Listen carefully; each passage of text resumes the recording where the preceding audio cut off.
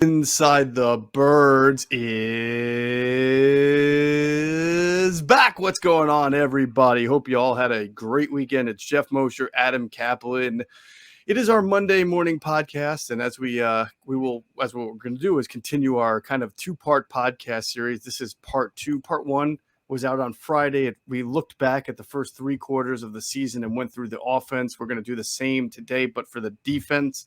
And then also look ahead to the final four games, see what the Eagles need to do as they make a playoff push. Hope everyone had a wonderful weekend. Did you have a good weekend, Adam? Yeah, it was good. Football? Thanks. Yeah, it was. My fantasy teams took a hit because of the Week 14 buys. I didn't have Adam Thielen because of his ankle injury on Thursday, where they were moving the ball pretty well, and then Keenan Allen going on the COVID list late. It's that sucks, man. Yeah, it was painful. I knew going in it was going to be painful, and it sure as hell was.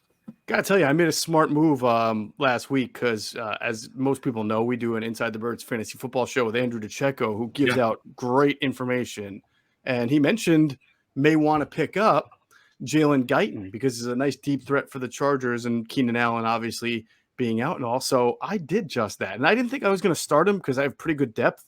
But I started him anyway, and he wound up being a pretty big scorer with 87 yards and 3 catches, I think, and a touchdown. So not great maybe in PPR, but pretty good in standard, which was my league that I picked him up in. Very helpful. Yeah, and the guy who actually filled in for him was Josh Palmer as the possession pass target. He had a great game, 5 for 66 and a touchdown, led them in targets.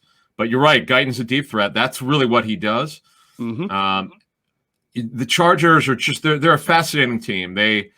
They don't always look pretty winning. They've lost some games they shouldn't have lost, but look, they're 8-5. They're certainly going to be a wild card team, barring something unforeseen. The Eagles saw them earlier. Our game was very winnable. What they lost 27-24. Yes. Yeah, that's another one where they go, man, they should have won that game. Could have won it, but they didn't. Could have. Yeah, I'll say could have. I don't know about should. I still think the Chargers are a better team, but they had a chance. If they could have made one stop on defense against that, what was it, the 88% completion percentage that I think that's the thing. Justin Herbert had, Right. And that's what we're going to get into today and the improvement. I understand, like Jonathan Cannon, you have to make a choice. When you know you're there's some places you're weak, you have to make a decision. You can't completely stop everything. Mm-hmm. But that was the epitome of a game where you're just going to give this guy every throw and not do something to stop him. Right. That drove us crazy and that drove the fans crazy. But yet, a game they lost 27-24 is very winnable.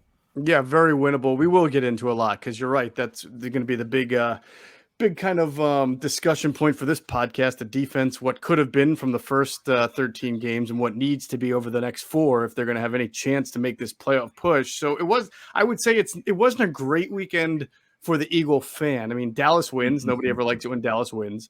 And honestly, that game over Washington doesn't make a big deal of difference, I think, for the Eagles because the Eagles and Washington are going to play each other twice. And if there's something on the line there, whoever wins those 2 games is going to be the benefactor of it. So Washington loses. But the big thing from an Eagle standpoint and a playoff push standpoint is that Minnesota and San Francisco both won. And Minnesota beating the Steelers after looking like crap against the Lions and then coming back on Thursday night and beating the Steelers and almost blowing it, but holding on to win was obviously not great for the Eagle fan because I think the Eagle fan was hoping the Vikings would lose that game against Pittsburgh and be 5 and I guess they'd be 5 instead of 5. Let's say they're 6 and 7 now, so they would have been 5 and 8, right?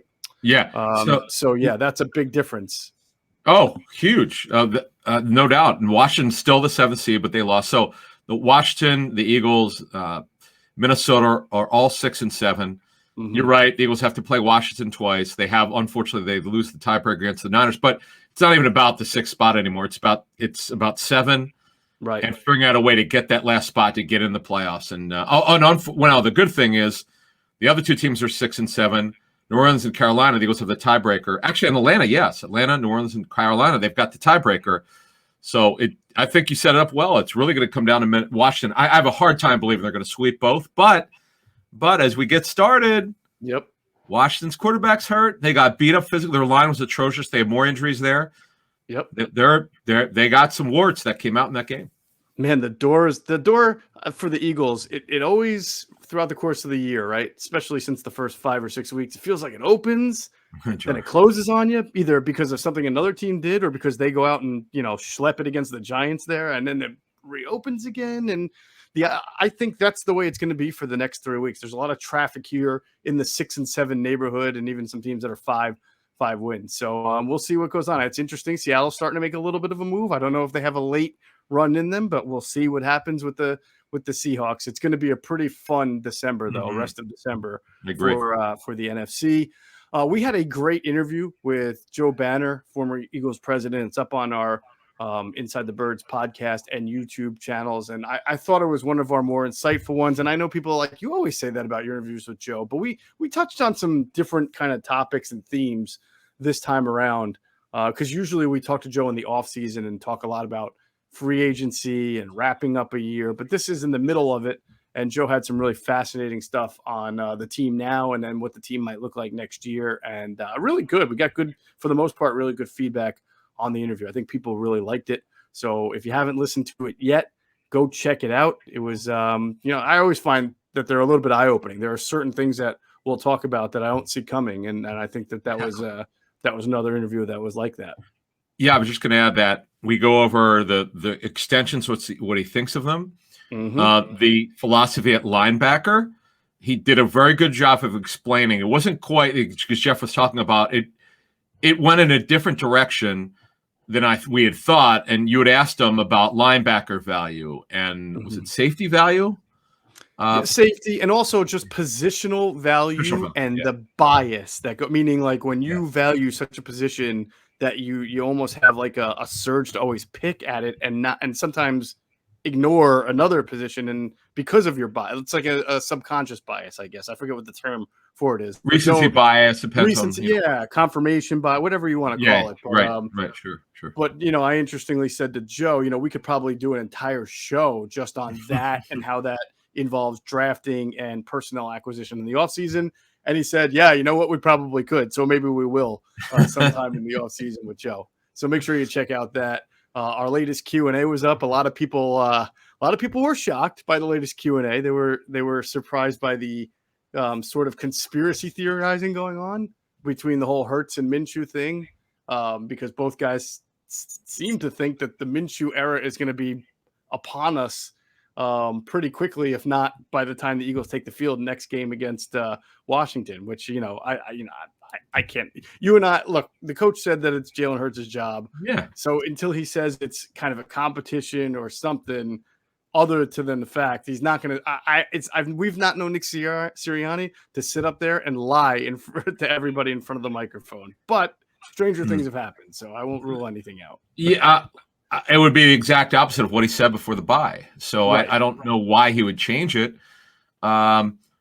I'm just trying to think this season, has he gone back on his word on anything? Has he changed his mind on anything that you can remember? No, but you know how it works in coaching. Like you could always say something and then there was wiggle room, or, well, 2 weeks ago he was looking good. They could say he's still hurt. Like a lot of what the guys felt was using the injury as an excuse to get an evaluation of Minshew. Well, if he's the practice weeks, they practice today, but it's I believe they do. It's usually the day after the bye. It's generally the Monday after the bye is always light.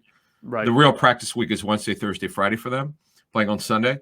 Now, if he's limited this week, it's a different story. Now, that in terms of this game this week, right? Because that would tell me that he's probably not fully healed. And you had reported that it was not only the ankle, it was a heel issue, right? Yeah, it was, yes. The pain and discomfort stretched from the ankle to the heel, and that made it not just a running issue, but also being able to drive and plant when you throw. Okay. So obviously, if you're Jalen Hurts and you have trouble running and throwing, it's if you're any quarterback who has trouble running and throwing, or at least planting to make the throw, you're probably not going to be out there. So we'll keep an eye on the practice reports on Wednesday, Thursday, and Friday about how much he practices. So that obviously will be something everyone will be looking at. Right. We touched on the previous show on the injury situation as we head in to the big week against now 4 straight divisional games. Who would have thunk it? Who would have thunk it? It should be a fantastic one. All right, so we will be on the Fanatic tonight as usual, correct? Yeah. We're getting a decent. The Sixers play, I think, at 8. So we're from 6 to 7:45. That's right, 6 to 7:45. Yeah. Right. So we had a good show last week. One of the things I love is like we'll get calls from. We know it's not from Philadelphia. It's definitely listeners of our pod because we got one from Texas, San Antonio, Cleveland, whatever it is. It's cool. Yeah, no, it is pretty cool. So definitely call us up, 610-632-0975, because the floor will be open. Well, it's the bye week, sort of bye week episode, even though they're about to get back into it. But we'll cover any questions that you have. We can actually make it kind of like an Ask ITB Love that. 97.5 The Fanatic. So any questions you want, give us a call. For sure. 6 to 7:45 p.m. tonight, Monday night. And also check out InsideTheBirds.com. We'll have fresh coverage all throughout the week. All right, we're going to get into the podcast. We'll start off with the transaction real quick. Before that, as we've been telling you for quite a while, you got to check out our friends Deal Dash. It's the largest online shopping platform that's actually fun. And take it from me, I was just out doing a lot of holiday shopping this weekend. We took a little trip to New York City, the family. And if you think the prices in Philadelphia when you go to the department stores are a lot, New York City is 5 times as much, especially over the holidays. Avoid the crowds, avoid the people, avoid the high prices. Just go to Deal Dash, take your pennies because it's a penny auction, and win the type of stuff that you can buy your whole family gifts with at discount prices. I'm telling you, it's the way to go. It's the longest running penny auction website and app around. And if you think some of the things that you see there are too good to be true, I can understand that. We've seen a car sell for $900, a brand new TV, less than $2. So don't be a loser. Stop paying full retail price for things you want and get on Deal Dash. Go to DealDash.com or download the app. And when you register, use the promo code ITB for a special offer for some bonus free bids. All right, there was some transactional news over the last few days, which one of them I found kind of interesting. The Eagles signed LaRaven Clark from the practice squad to the active roster. I'm trying to think, because that wasn't for Driscoll getting hurt, was it? Because they had already made a move. I don't know. I guess they're just beefing up the offensive line for the stretch here. Well, not only that, they extended his contract to next year. And they extended his contract another year. Right. Interesting because he's not played it all this year. Yeah, pretty much. So what this does is preventing another team from poaching him. Right. Let's say there's a playoff-bound team that sees, hey, this guy's healthy now. He's back from his Achilles. We could use him as a backup tackle. Well, guess what? The Eagles now have done that. They sign him off their practice squad. He'll be with the roster, obviously, the rest of the season. The Final Four games, potentially a wild card game. Mm-hmm. And now he's going to be part of next year's team offensive line under contract with Lane Johnson's under contract. Brandon Brooks, obviously, we know that it's hard to see him back with them next year, but he's under contract next year. Jack Driscoll, Jason Kelsey, we know we put this back out for the draft that they'll have to redo his deal if he wants to come back, and they want him back. Isaac Seumalo, Landon Dickerson, Lane Johnson, Jordan Mailata, and Nate Herbig and Andre Dillard. So they're in tremendous shape with depth, versatility, experience, youth. Oh, and by the way, I'm sure they'll draft a couple guys. I'm sure. Do you think that somebody, and this is just speculation on our part, but do you think someone might have tried to sign LaRaven or shown interest in him so the Eagles felt compelled to not only, bump him up this year to the 53, but then also extend him a year? Because I can't imagine why they would have done it now instead of the off season. That's what I was saying. That would be my guess. I did not ask. Right. But I would assume that it's one of two things. You prevent another team from doing it because backup tackles are so hard to find that are serviceable, have started games. Right. He could play left or right tackle. And if you need him to play guard, he's done it before. He's not great at it. He's a backup tackle left or right is the way that they see them. Now, if they move Andre Dillard in March, which I think is realistic, or before the draft, if they move him, he then becomes the top backup left tackle, and he could be the swing tackle, which is really what they signed him to be anyway. Right. So this is a smart move. This is it's just remarkable. I don't know if there's another team that sets himself out better than on the offensive line for the current time being, and then for the future. They're really set up. This is why most years, other than last year's debacle, they're going to be competitive. When you could, it's one thing that Joe Banner taught me years ago. He's like, when you're strong on both lines, and this is always their philosophy, Yep. in Philly, you got like a 50% chance. It's just quarterback play and all the other parts of your team. But those, quite frankly, are two of the biggest challenges. Is be great on both lines. And Joe Douglas said that when you're great on lines, man, you've got a real chance. Man, if Howie had just come out like a year ago and just said, we want to be a offensive line factory, or we consider ourselves an offensive, nobody would have, there would be no that would have worked. It would have been worked. I mean, because not only do they develop and good offensive linemen for themselves, right? OL factory, but there have been some good offensive linemen like Halapoulivaati Vaitai has been starting right tackle or right guard for the Lions for 2 years. Yeah, I mean, $10 million a year. Matt Pryor played a bunch of games for the Colts this year, right? Yeah, you're right. Vaitai got good money, and I bet you at some point, because let's see, we're at the end of year 2 for Nate Herbig, right? Is this his second or third year now? I think it's his third year, if I'm not mistaken. Herbie, yeah, 3 years. His third year. So he's going to be a restricted free agent, right? Because he was an undrafted. Right. So they'll probably pay the money to keep him another year. But after next year, he'll probably get a starting guard or center job somewhere. He's gone in. I wouldn't surprise me, right? And Kelsey's guy, Suapeta, Jason said don't sleep on him. Yep. And Brett Toth is a guy that this is the teacher's pet, is a Jeff Stoutland discovery. So another one, yes. Yeah, I mean, they're just it's really incredible. I don't know of another team that's able to do it this deep and the big of the. It's too bad Dillard cannot play right tackle. It's too bad because, man, his value would skyrocket, definitely a first-round pick, but it's hard to get that when he only plays one position. Right, and he actually might be someone in the offseason gets moved and plays well somewhere else at left tackle. Sure. So, yeah. Sure. Offensive line factory. Nobody would have argued. Nobody would have I'm so glad you mentioned that because we'll when we get closer, once we get into draft season, when we go to the Senior Bowl is really the first time we'll be talking about it. Well, if you go with me, great. If not, I will certainly do a show from there. I'll be there. Yeah. And that's something I'll be scouting out because, look, Kelsey, we'll see, right? If he doesn't return, we know that say Malo or Dickerson goes to center and the other guy goes to left guard. Right. But Lane Johnson's getting up there. He's had a lot of injuries. He's all the way back, and he's been incredible lately. There's no doubt. But you don't know how long he's going to play, and the best teams are always thinking of the future in case if the guy decides he doesn't want to play anymore. Well, who's your right tackle right now? If Lane Johnson retired for the next 2 years, who's your right tackle? Driscoll? Yeah, you probably move Driscoll back to tackle and then figure it out and draft another guard. There you go. So they could be drafting guard this year. Wouldn't surprise me. The Eagles do it all the time.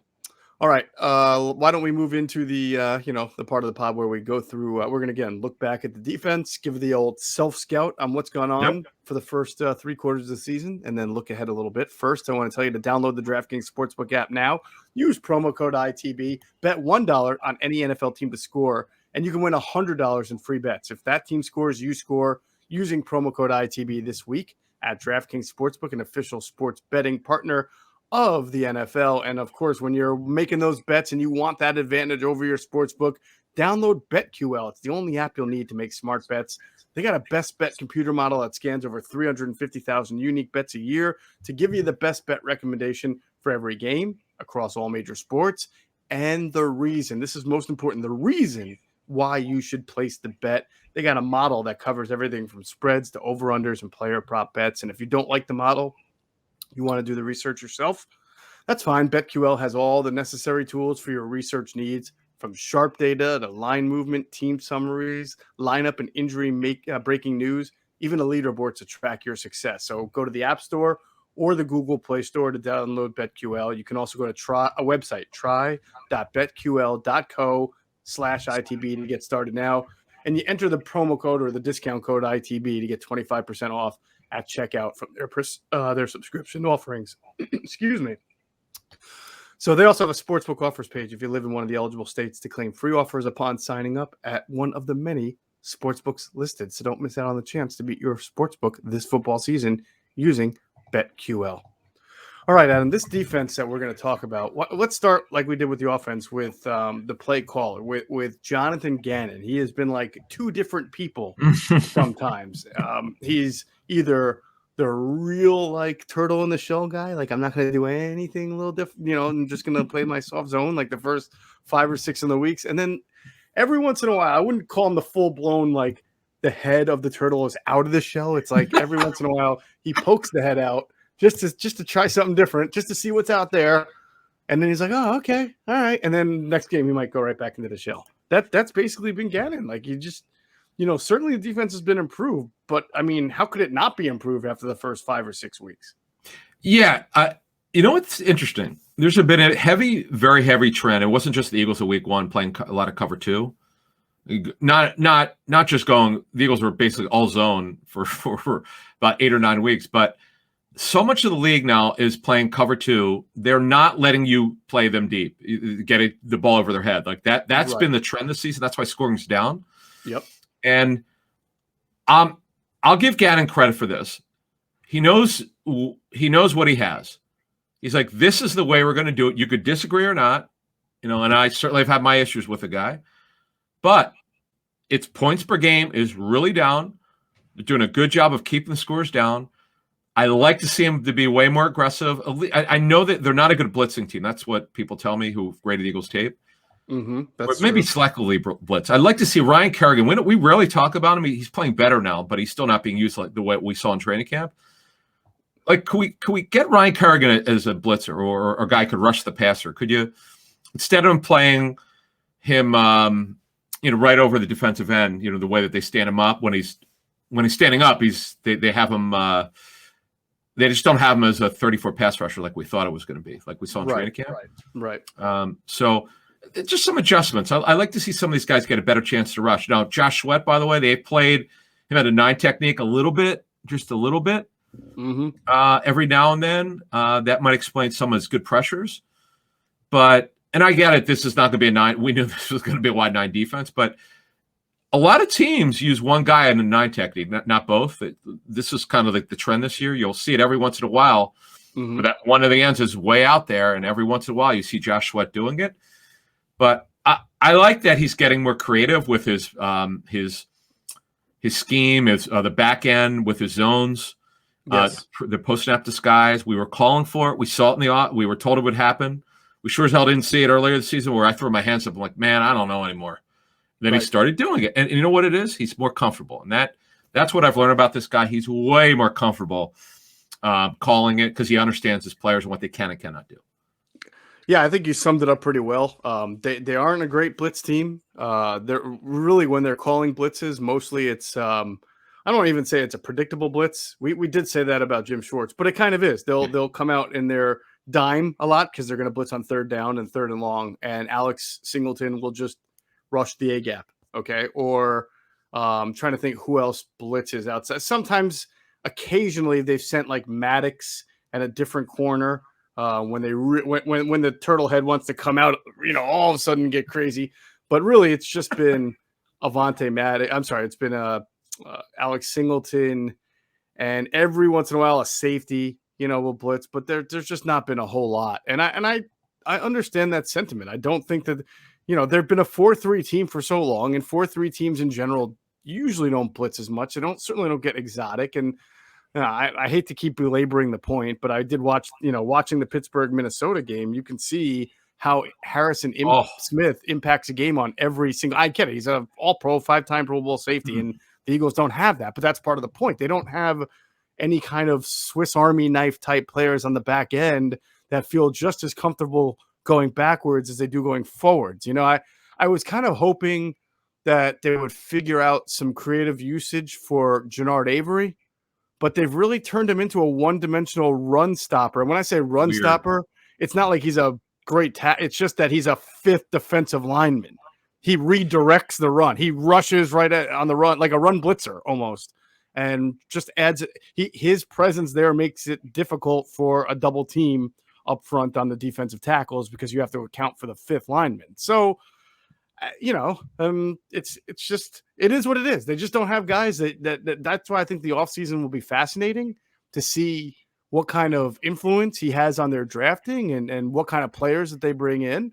But if they load up on a bunch of D linemen, then it's going to be a lot the same. They're just hoping to get better pass rush out of the D line. Yep. So the first half, the first 3 quarters of the season, Barnett has been up and down. Lately, he's been better. We know about the stupid penalties earlier. Yeah. We don't need to get into it. We've kind of crushed him for it, which he deserved. But lately, he's been better. He's a big pressure player. He's not a big sack guy, but he's a good pressure player. Josh Sweat has had a solid season, not as spectacular as we thought, but he's been good. Kerrigan is an on-the-ball defender. He's not being used the way that we saw in training camp. Some of it, but not even close to the way we thought. Maybe in their self scout they give him a better chance to rush a passer. By the way, let's not forget he broke his hand. Remember, in training camp, so he missed a lot of time. He missed valuable practice time. He wasn't himself earlier in the season. We could tell with his hand usage. He's clearly healthy now, so we'll see. And then Dron Jackson, who's been sporadically getting playing time, is explosive. But look, it's first. We'll get to the DTs in a second. So when you look at their matchups, right, against Washington, whose offensive line is beat up, they play them twice. Very beatable offensive line, extremely beatable. Right. So you could absolutely get. We'll see Heineke is with his knee, but you could pressure them. Dallas is. They obviously have a good line, but their O-line is not playing at the super high level, and we know the Giants is very beatable. So you know what?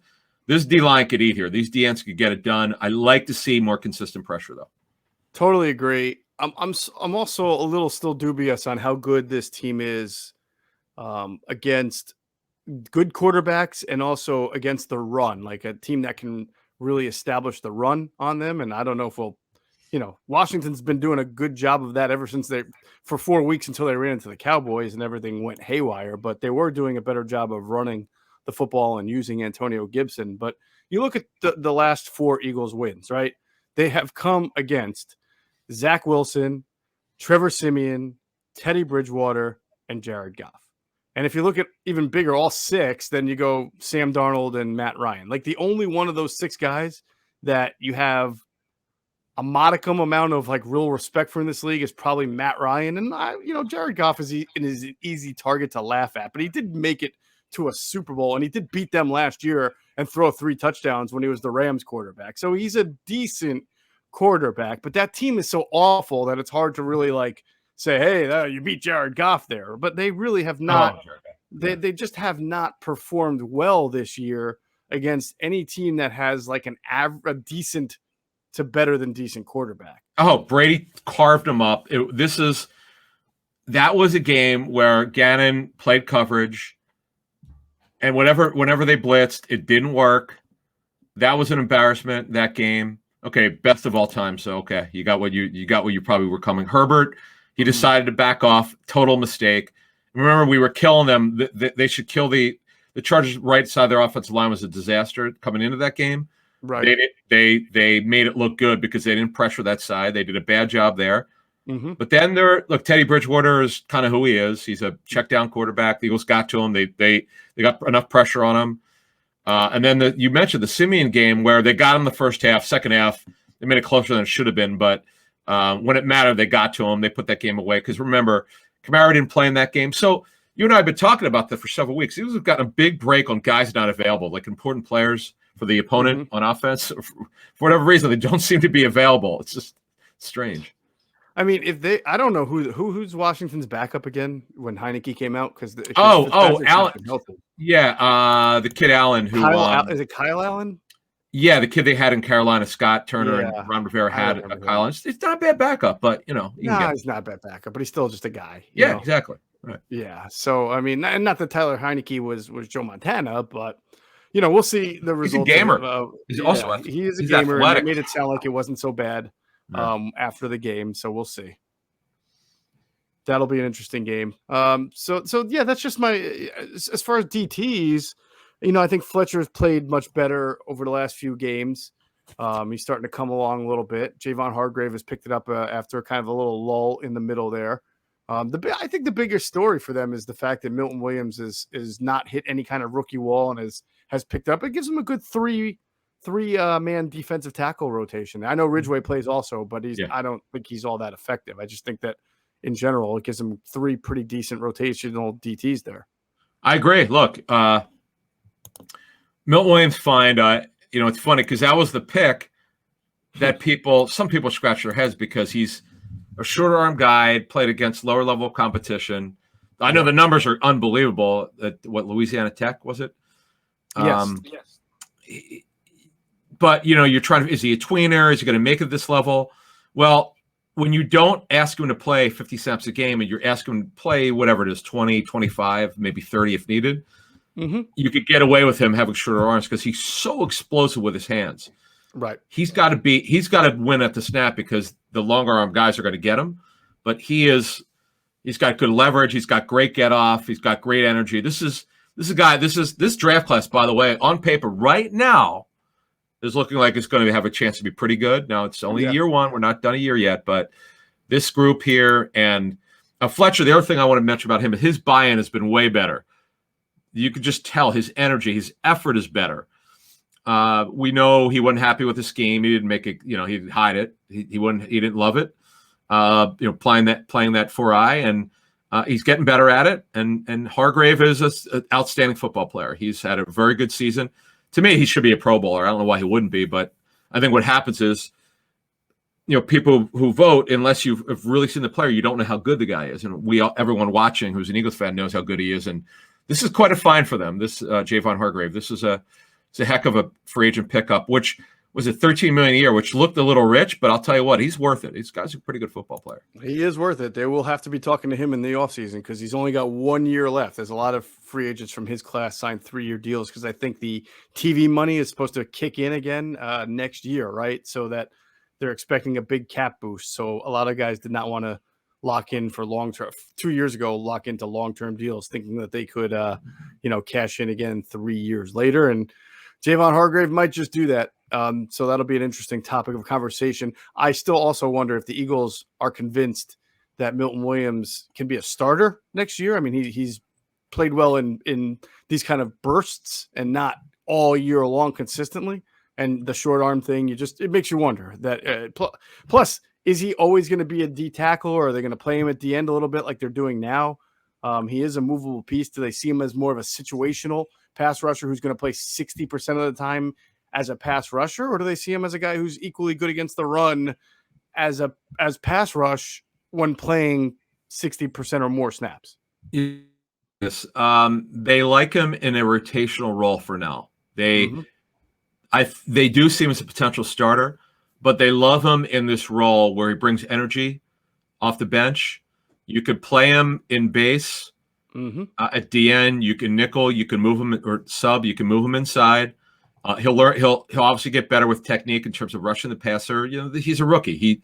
I didn't know he's going to play this much, but he's earned it. The way we understand it, Tracy Rocker, the D-line coach, had a lot to do with the selection in terms of he's a guy that he really liked.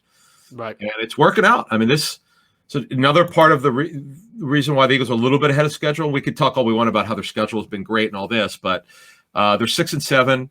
Part of them being a little bit better than we expected is because their D-line is good. It's just a really solid D-line. Milt Williams is a big part of. You don't see on TV some of the things that he's doing, how he's blowing the pocket up. He's better against the run than I anticipated. And he's been everything they could have hoped year one. That's probably the best way to say it. Definitely. All right, let's talk about the linebackers. As much, what a microcosm of the entire defense, talking about how different the defense was to begin the year to what it looks like now. When the year began, the linebacker pairing was basically Eric Wilson and Alex Singleton with Jannard Avery there just for base. And then it was terrible. And then it improved once it became not just one, but two completely different starters. It became TJ Edwards and then Davion Taylor. And that added a level of stability to the defense. They stopped missing tackles everywhere. They started to do better against the run. They're still vulnerable when they can give up running yards, but that's fine. They're not getting mauled like they used to be with Edwards in there and with Davion Taylor in there. It's added stability, but then Taylor got hurt again. And so now it's a mix of the old and the new with TJ Edwards and Alex Singleton. And, that's what you got. 2 undrafted free agent linebackers. And Singleton's had a great attitude. Like, he Definitely got the job taken away from him. He didn't pout, is the way we understand it. He took it like a man. He was a sub-package player. Right. You talked about him as a blitzer, and now he's having to start again, and he's a really good special teams player. And look, he'll be a restricted free agent. They'll either tender him at the low tender or they won't tender him at all. And this guy if you have your druthers, he's your first guy off the bench, and that's probably the way that they saw it before Taylor got hurt. Mm-hmm. And we know that TJ Edwards has been a really good find for them. He's gotten better. I know that depending on which team you talk to, is great at Eagles tape. Some think he's a good, solid second or third linebacker. Some teams don't think he should be starting. Again, it's beauty in his eye, the beholder of this guy. It's probably he should be your base, right? He should be your base linebacker. Like when you're in 3 linebackers and you want to stop the run, you put him out there. Yeah. So that's kind of it. We'll see about Davion Taylor, whether he could return or not. But it's just such a shame because he really started flashing. He really showed something. And now you're saying you don't know. We're at the point we don't know if he's coming back, and he keeps getting hurt. So this stunts his progress. Mm-hmm. To me, it's all going to come in the offseason if he stays healthy. Because first of all, the Eagles are going to mostly be under Gannon, a nickel team anyway. Right. So you'll see him as a starter, as one of their 2 linebackers, he and Edwards. And the kid could hit. The way we understand it is his recognition of what teams are doing is gotten 1,000 times better. Last year at this time, he was completely lost. Mm-hmm. He really came on. He's apparently a super, really good kid who wants to learn and soaks it up. And the linebackers coach Wallace has done a really good job with him, bringing him along, and it's working. Look, it's a challenge. He was a guy that was overdrafted, and now again. Unfortunately, he got hurt, but you started to really see some progress for him before he suffered his latest knee injury. Yeah, it would be great if the Eagles could find in the offseason like either in free agency or the draft, like a really athletic linebacker like Davion Taylor. It's going to be hard to find one as athletic as Davion Taylor because that's the only reason the Eagles drafted him in the 3rd round is because he had off the charts athleticism. But it would be great if they could if they found a linebacker who was like 70% of what Taylor is as an athlete, but has played linebacker for quite a while and is experienced, almost like a Nigel Bradham like type player who's a good athlete, but also, thumper, can run a little bit. When they got Nigel, he was still able to run a little bit, and he knew how to play linebacker in zone. That's the one thing. He knew where to be. He started to get a little, slower as the years went on. And then I remember that last game against New Orleans, the playoff game, he couldn't drop into, he couldn't defend anything, even in the zone. So, but when he started off, he was really good at that. And so if the Eagles could find that kind of guy and pair him with Taylor or pair him with whoever is that other guy, they'll be in pretty good condition, I think, as long as the guy stays healthy. And I know they looked for that. Like last year, it was supposed to be, what was the guy's name? Jatavius, the kid from the Chargers. Brown. Jatavius Brown, who retired. Then he retired. Although he was another really good athletic linebacker, but small. Hurt a lot and small. Right. Yeah, it would be nice if someone like Bradham had some size to him. He could thump you. But he could run a little bit. He wasn't slow. He wasn't Trotter either. So that was a great signing. He was a really effective player. That was a Jim Schwartz guy. That he really helped them. That was and we talked about with Banner. They've been pretty economical at linebackers over the years. Whether it's the draft or particularly free agency, they'll sign mid-level free agents. They don't always get it right, but every once in a while they get a guy like Bradham who, quite frankly, I don't know if they're winning a Super Bowl without him. I mean, he definitely. Yeah, he was a key contributor. But as you said, look, there's a shelf life, and it dissipated. But look, they've got to do something in the draft. Not first round, probably not second round, but get a guy that you could upgrade your linebacker group with instead of taping it. We know that Edwards has a chance to be here for a while. Same with Davion Taylor. But why not get one more guy who you think could challenge and be an upgrade? And by the way, be an upgrade potential. Yeah, use those draft picks, baby. Throw darts. Do what you got to do. As Banner talked about. I don't want to give that away if you haven't heard it. I couldn't believe what he said. It's good stuff. With the dart throwing. How about that? Yes, definitely. All right, we'll move on to so we'll finish it off here with the secondary. First, I want to remind everybody to check out our friends at phlsportsnation.com, enhancing the fans' experience with their coverage of all Philadelphia sports teams. For the fan, by the fan is their motto. Check out all their great work at phlsportsnation.com. Find them on Twitter at phlsportsnation. We'll pause real quick for another word from our great sponsors, including our friends at Sky Motor Cars. And if you happen to stop in the Sky Motor Cars out there in Westchester, PA, make sure you tell them Adam and Geoff sent you. You will get a great deal whether you're buying or looking to trade in your automobile. All right, this secondary, Adam, is well, first, what's interesting is finding out this week if Steven Nelson's going to be fine. They made it sound like he was going to be fine going into the bye week. I know you had said, reported that the sources told you who watched the tape that Zach McPherson actually played pretty well. Yeah. Meaning he kept everything in front. He tackled well. I mean, they don't ask him to go man up on anybody too much. So he played well within the confines of the defense. And but even with Steve Nelson back, obviously Slay is the moneymaker. He's been great this year. He should be a Pro Bowler. Yep, we'll not see. just I don't know if this is going to happen for everybody because Pro Bowlers from teams under 500 don't just come. Like you have to be a guy who's made it, like Fletcher Cox, right? Last year he makes a Pro Bowl on a 4-11-1 team or whatever they were because he's Fletcher Cox. I don't know if Javon, like you were mentioning that, and you were right. I don't know if Javon Hargrave's definitely going to make it because there's good linemen in this league and he's on a bad team, in the eyes of the voters, Yeah, look, that's the problem. I won't say the player, but I won't say the name, but there was a former Eagle who everyone recognized. I ran in, this is 05, 06, and I ran into in Novacare in the hallway. I said, "Hey, did you vote for Pro Bowl?" I gave it to PR to vote. Yeah, or something like that. He gave it to someone else to vote for him. I'm like, come on, man, you're not taking it seriously. Well, here's the problem. Look, the guy said, he goes, I don't see all these players unless we go up against them. I don't know who, because I don't know if this guy's any good or whatever position, however they vote. Right. That's the problem. So I understand that players get a vote, fans vote, and so forth. I always felt that coaches or personnel executives or actually advanced people, the pro personnel people, they should get a vote because they're the ones who are seeing the players more than the actual players. That is actually a really good idea. Very interesting. If you had just pro personnel people doing it, and probably more accurate as well. I always find it crazy that there are players who make the All-Pro team that don't make the Pro Bowl team. How isn't that odd? It's every almost year it seems like there's at least one guy, and you're like, how does that happen? I don't know. It's the funny thing is you'd rather make for title and distinction, you'd rather make the All-Pro team because it's just the best of every position, right? But financially, you'd rather be a Pro Bowler. I'll tell you what. Yes. Well, you're right. Right. Well, it depends on your incentives, but if you have an escalator, yeah. I'm going to read my.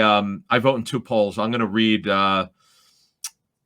Which one is it? One of the Pro Football Writers Association does one. Yeah. We do one. Right, and then there's another one I voted. I'm gonna I'll put it on a show. I'll just if you do one, read it. I'm curious to see what you got. Yeah, sure. I don't mind doing it. Yeah, because I'm gonna base a lot of this on conversations I've had with people, and I'm gonna ask these pro guys that I talk to around the league, hey, what do you think of this player, that player? And if it's on their teams that they were assigned, it's incredible how accurate these guys are because they know these teams better than the coaches do who watch the tape in advance. Right. So they spend all season on these teams where coaches get cut up for one. They watch one day, a couple hours. They'll watch and they'll break it. Okay, here's what we think we could do against that team, but they don't know like these pro guys do. Yeah, no, it's certainly not exact science, no matter who's doing it. So I understand that as well. So is there any? Avonte Maddox got his extension. He's played well. I think he's even played fairly well when they've asked him to play in man. He's tough. That's the one thing I like about a slot corner. Has to be tough anyway because they have a lot of run keys. They gotta be able to play the run because a lot of times you're trying to defend the run out of nickel anyway. And he is tough and he's feisty and he's scrappy. He's it's funny how your likability for fans, not always just related to your performance, but also like where you're put in position to perform. Like a lot of people did not like Avonte Maddox going into this year. I hate him. Get him off the team. He stinks. You put him in the slot. And it's not just that he's a good player and you like that he's good playing. He's like fun to listen to. He has good press conferences. He's awesome. On an ITB TV with us. I think he's very enlightening. Good dude. But it's so much easier to kind of appreciate the dude that he is when he's actually in the slot and playing well. So you don't have to be like MFing him under your breath every week like last week. Last year, right. Well, speaking of that, that's what I was going to get to. So I remember we were going over that. How many times did we say last year, folks? Every week, they need to stop playing him on the outside. He's not an outside corner. He can't play it. Yep. He looked terrible because he was playing out of position. Yep. If you put him, and I understand short rounded players, Yeah, it really wasn't his fault. It wasn't, as much as we beat up Jim Schwartz last year, it wasn't his fault. You have what you have, and he had to do it. I mean, when you're playing 5'7.5", what's the Nickel Roby-Coleman on the outside? I give up. Oh, I mean, God, that was just thank you. The way you said it, that was. Man. I'm haunted by it. I'm not even emotionally invested like fans are, but just when you see something that is wrong from the start, and then it completely backfires and collapses, and you're like, "Well, saw that one coming." The way you say that, just your reaction. Like Nicole Roby-Coleman on the outside. Are you kidding me? You know, it's a shame. They had no other. I mean, it was either that or playing like Kevon Seymour. I mean, who wants to play Kevon Seymour? No offense to Kevon Seymour, nice guy and all, but he didn't belong out there. He's not even. Is he even in the NFL this year? He is. He bounced around with Baltimore a couple. Like he's been on a couple teams this season. But look, Zach McPherson got thrown to the wolves. He mentally, I heard he did a very good job, and that's what you want to see. Because earlier in the season he did not, because it was his first playing time, serious playing time when he had to fill in earlier for. Was it Slay who got hurt? Earlier season, everybody got hurt. Earlier this year, was it Slay? He's filled in for Nelson and Slay on the concussion. Remember, he came out of the game, and then he also had an ankle one, or a hammy. Right. So they learned about him. Now, when you go against Dallas, right? So let's push this forward, because this is kind of what this particular show is about. If we have the opportunity to talk about it, they are now that Amari Cooper's off the COVID list, he's playing more now. Lamb is tremendous. He's having a breakout season. Michael Gallup is back. He missed almost 2 months, so he's back. They could spread you out, and if you're the Eagles, you know what's coming. And if they go 10 personnel, they could go. That Cedric Wilson's a really good backup, like his father, Cedric Senior. He's a good. If they go 10 personnel, then McPherson's on the field, so they've got to be ready for it. And if McPherson could build on that before they play Dallas in week 18? It's the last game of the year, I think, right? Yes, week 18, game 17, right. Right. So we'll see. But at least he's shown that he's progressing. Epps, as we talk about safety, Epps, as we've talked about the last 2 or 3 weeks, has been a really good stories of improvement. This guy's a player, man. It's a good find for them. That Dallas defense, by the way, they've been really good. I mean, they've had one bad game since that humiliating loss to Denver, where they lost 30-16. Then they beat the Falcons 43-3. They lost to the Chiefs 19-9, but you held the Chiefs to 19 points. That's good. In KC, yeah. And the one bad game was the Raider game. They lost 36-33. And then they beat the Saints 27-17 and Washington 27-20. So and Micah Parsons. Listen, I know Devontae Smith was a good pick for the Eagles. He's going to be a good player, but man, is Micah Parsons a special player or what? I mean, he's been unbelievable. Not only will he be a defensive rookie of the year, I forget which broadcaster said it, and I couldn't agree more. He might be a defensive player of the year in the NFL. He's been unbelievable. Now, Diggs does, for all the interceptions, he gets beat. Like, he will get beat. You can get him. Right. Good player, though. He's improved. There's no doubt. He's got a ton of picks. He's a big play guy. But Dan Quinn, see, here's what happened. They had all the D-line injuries. Randy Gregory's missed significant time. They've had issues at the end. Oh, DeMarcus Lawrence broke his foot in week 1. So they said, okay, we're going to line him up as a pass rusher because he's done it before.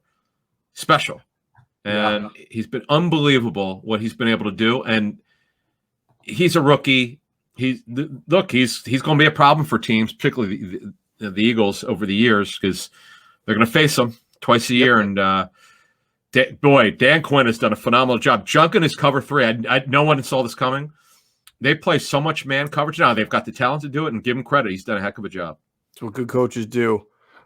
We haven't talked about safeties. We've got, we've seen some, I would say, I don't even know how to put it. I don't want to call it mediocre. We've seen some adequate play out of Rodney McLeod, Anthony Harris. They don't make a lot of plays. They don't give up a lot of plays. They're steady eddies. I think we talked about that going into the year, that there was nothing special about them at safety.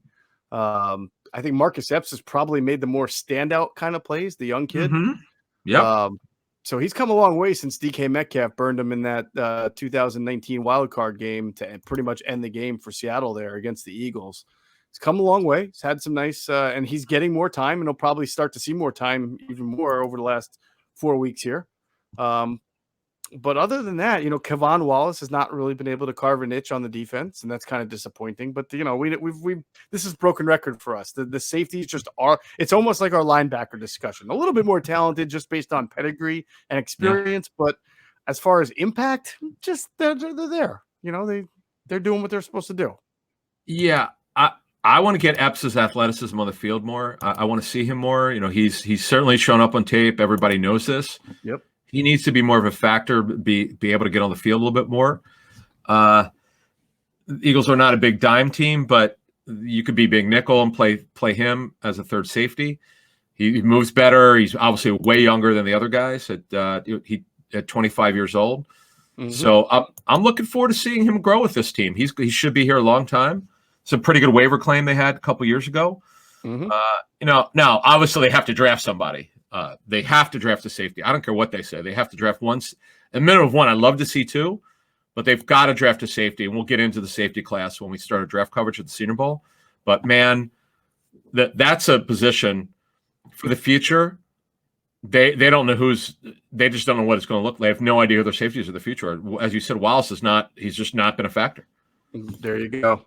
So that's the safety outlook. The Eagles have 4 big games. Well, at least the first 3 will be. 2 against Washington with a New York sandwiched in between there. The New York game, they can't lose that one. The way the Giants have played since playing the Eagles and all the injuries that they've had, you got to think that they can take that one, and then you take 1 out of 2 from Washington. That gets you to 8, and then you just got to see at that point what that means comparative to the rest of the league going into that Cowboy game. It's going to be tough. If they have to win that Cowboy game, and the Cowboys are playing, which I think the Cowboys will have reason to want to play the game because they could still get the number 1 seed, if I'm not mistaken, based on how the standings are, mm-hmm. right? So it'll be hard. Dallas, it'll be very hard. See what the Cardinals do tonight, but they got to beat the Giants. Okay, you can't lose the Giants. Eagles are 1-4 at home. I know they've been last 2 seasons have been terrible at home, but they dominated their last game at home against the Saints. Giants are beat up. Their quarterback situation's dreadful. Right. I know the Eagles lost in Week 12 at the Giants. I can't. It's one of these games you just can't. It's inexplicable that they lost that game. Yep. They better win that game. Now, I agree with your assessment. I don't know if they'll beat Washington twice, mm-hmm. but if they split those and win against the Giants, they're going to have a minimum of 8 wins. I mean, it's very doable to get 8. And we'll see where Dallas is physically, and the Eagles are in Week 18 if it means anything to Dallas. And you can't rule out 9, but 8 wins is very realistic for this football team. There you have it. All right, we will be back on Wednesday morning, and that will we'll probably have some news from practice, see what's going on with the quarterbacks. We'll have a good podcast. We'll probably answer some questions as well. If you want to hit us up on any of our message boards or whatever with some Ask ITB, we can cover that. But we're ready to get back into full season. Bye week's over, and we're coming down the stretch, and we'll see what happens with the Philadelphia Eagles. That's going to do it for this edition of Inside the Birds, the leading podcast in Eagles intel. Big thanks, as always, to Hunter Brody. He's our producer. You can check out his work on YouTube. He's got a channel called Sports Talk with Broads. He's got a website called broadsmedia.com, and you can find him on Twitter at Broads81 is the handle. And as always, we thank you for flying with us inside the bird.